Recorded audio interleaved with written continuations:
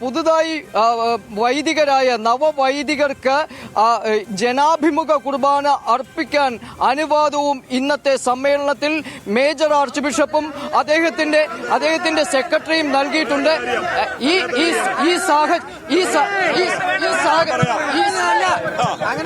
ഈ സാഹചര്യമാണ് ഇപ്പോൾ ഇവിടെ ഉണ്ടായിട്ടുള്ളത്.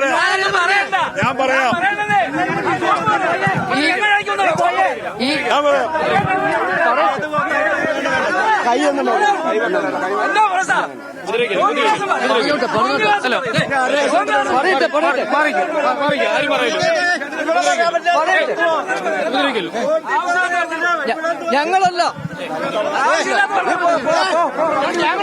ആ വാർത്ത റിപ്പോർട്ട് ചെയ്യുന്നതിനെ തന്നെ അവിടെ തടസ്സപ്പെടുത്തുന്ന സാഹചര്യമാണുള്ളത് എന്നാണ് മനസ്സിലാക്കുന്നത്.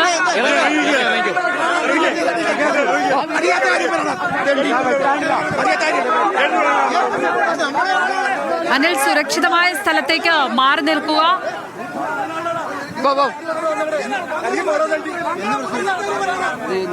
നിങ്ങൾ തോറ്റു.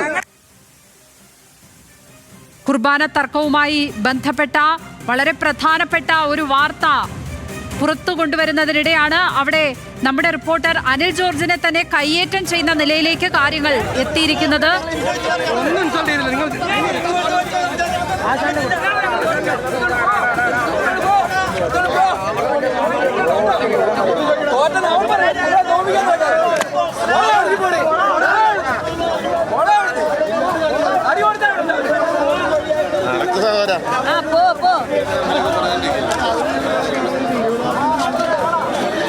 നിലവിലെ കൂരിയെ ഈ ആഴ്ച പിരിച്ചുവിടും എന്നതടക്കമുള്ള വാർത്തകൾ, ആ ഒരു പുതിയ വാർത്ത പ്രേക്ഷകരിലേക്ക് എത്തിക്കാൻ ശ്രമിക്കുന്നതിനിടെയാണ് അവിടെ ഞങ്ങളുടെ ന്യൂസ് സംഘത്തിന് നേരെ തന്നെ കയ്യേറ്റമുണ്ടായിരിക്കുന്നത്.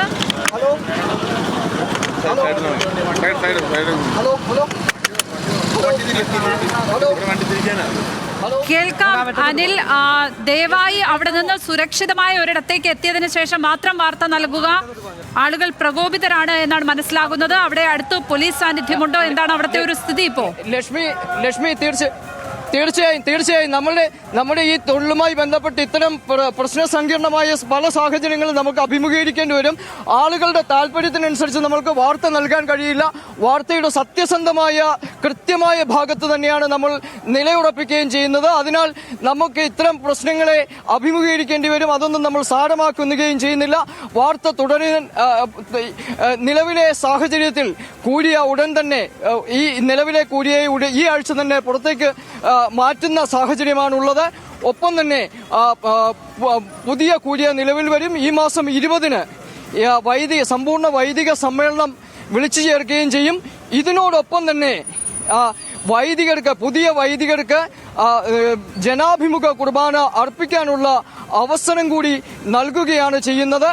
ഈ കാര്യങ്ങളെല്ലാം കൃത്യമായി തന്നെ ഇന്നത്തെ മിനിറ്റ്സിൽ ഉൾപ്പെടുത്തിയിട്ടുണ്ട്. ഇത് പരിപൂർണമായും മേജർ ആർച്ച് ബിഷപ്പിന്റെയും ഒപ്പം തന്നെ മേജർ ആർച്ച് ബിഷപ്പിന്റെ വികാരിയുടെയും കൂടി തീരുമാനമാണ്.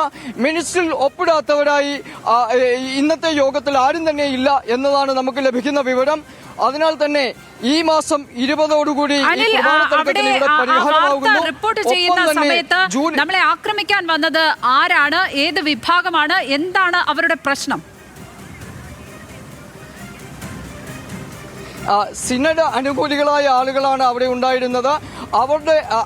അവരുടെ ഭാഗം പരാജയപ്പെട്ടു എന്ന വിവരം പുറത്തേക്ക് വന്നപ്പോൾ അവർ ആ വികാരത്തിന്റെ ഭാഗമായാണ് നമുക്ക് നേരെ ഉള്ള ഒരു ആക്രോശവും അതുപോലെ തന്നെ ഉള്ള ഒരു വലിയ ഒരു പ്രശ്നങ്ങളിലേക്കും കാര്യങ്ങളിലേക്കും നീങ്ങുകയും ചെയ്തത്. ഇപ്പോൾ കാരണം എന്താണെന്ന് വെച്ച് കഴിഞ്ഞാൽ അവരുടെ ആളുകൾക്ക് നിലവിലെ കൂരിയയിൽ നിന്നോ അല്ലെങ്കിൽ നിലവിലെ മറ്റേതെങ്കിലും സംവിധാനത്തിൽ നിന്നോ ഇത്തരം ഒരു വാർത്ത ലഭിച്ചിരുന്നില്ല. ഏതാണ്ട് അവർ ഇന്ന് രാവിലെ മുതൽ ഈ സമ്മേളനമടക്കം നടത്തുന്നത് തടയാനുള്ള ഒരു ശ്രമവും അവർ നടത്തിയിരുന്നു. ഇതിന്റെ കൂടെ ഭാഗമായി നിലയിലായിരുന്നു അവർ അവിടെ നിലയുറപ്പിക്കുകയും ചെയ്തത്. ഈ ഇന്നത്തെ വൈദിക സമിതി യോഗത്തിൽ പങ്കെടുക്കാൻ വന്ന വൈദികരുടെ വാഹനം തടയുക, വാഹനത്തിന്റെ കാറ്റഴിച്ചു വിടുക തുടങ്ങിയ കാര്യങ്ങൾ അടക്കം അവർ ചെയ്യുകയും ചെയ്യുന്നു. അത്രയും ശക്തമായ ഒരു സമരം പോലും പരാജയപ്പെട്ടുകൊണ്ട് അവർക്ക് നൽകിയ എല്ലാ ഉറപ്പുകളും കാറ്റിൽ പറത്തിക്കൊണ്ട് എറണാകുളം അങ്കമാലി അതിരൂപതയിലെ വൈദിക നേതൃത്വത്തിന് മുമ്പാകെ മേജർ ആർച്ച് ബിഷപ്പും അദ്ദേഹത്തിന്റെ വികാരിയും കീഴടങ്ങി എന്ന വിവരം അവർക്ക് ഉൾക്കൊള്ളുവാൻ കഴിയില്ല. അതിനാൽ തന്നെയാണ് അവർ ആ രീതിയിലുള്ള ഒരു പ്രതികരണത്തിലേക്ക് പോവുകയും ചെയ്തത്. ലക്ഷ്മി പത്മ, പോലീസിന്റെ സാന്നിധ്യം അവിടെ ഉണ്ടോ? ഇത്തരത്തിൽ നമ്മളെ കയ്യേറ്റം ചെയ്യുന്ന സമയത്ത് അവിടെ പോലീസ് സാന്നിധ്യം ഉണ്ടായിരുന്നോ? എന്തായിരുന്നു അവസ്ഥ? തീർത്തും ഒരു അരക്ഷിതമായ സാഹചര്യമാണ് അവിടെ ഉള്ളത് എന്ന് തോന്നി. അതുകൊണ്ടാണ് അവിടെ നിന്ന് മാറി നിൽക്കാൻ അനിലിനോട് ഞാൻ പറഞ്ഞത്. തീർച്ചയായും ലക്ഷ്മി പത്മ, അതേ സാഹചര്യം അങ്ങനെ തുടരുന്നു. പോലീസ് ഉണ്ട്, പക്ഷേ പോലീസിന്റെ എണ്ണവും കുറവാണ്. പക്ഷേ അത്തരം ഒരു വലിയ ഒരു സംഘർഷത്തിലേക്ക് പോകുന്നതിന് മുമ്പ് പ്രധാനപ്പെട്ട ചില നേതാക്കന്മാർ തന്നെ, അവരുടെ നേതാക്കന്മാർ തന്നെ ഇടപെട്ടു. പ്രത്യേകിച്ച് ബസലിക്കയിലെ ട്രസ്റ്റി അടക്കമുള്ള ആളുകൾ അവരെ ശാന്തരാക്കുന്ന നടപടികളിലേക്ക് നീങ്ങുകയും ചെയ്തു. നമ്മളിപ്പോൾ നിൽക്കുന്നത് അതിന് പുറത്ത്, ബസലിക്കയ്ക്ക് പുറത്തുള്ള പൊതു സ്ഥലത്താണ്, പൊതുവഴിയിലാണ് നിൽക്കുന്നത്. അവർ അകത്താണ്, പോലീസ് അടക്കമുള്ള ആളുകൾ പുറത്തുണ്ട്. പോലീസ് നമ്മളെ പുറത്തേക്ക് എത്തിക്കാനുള്ള ശ്രമങ്ങൾ നടത്തുകയും ചെയ്തിരുന്നു. ലക്ഷ്മി.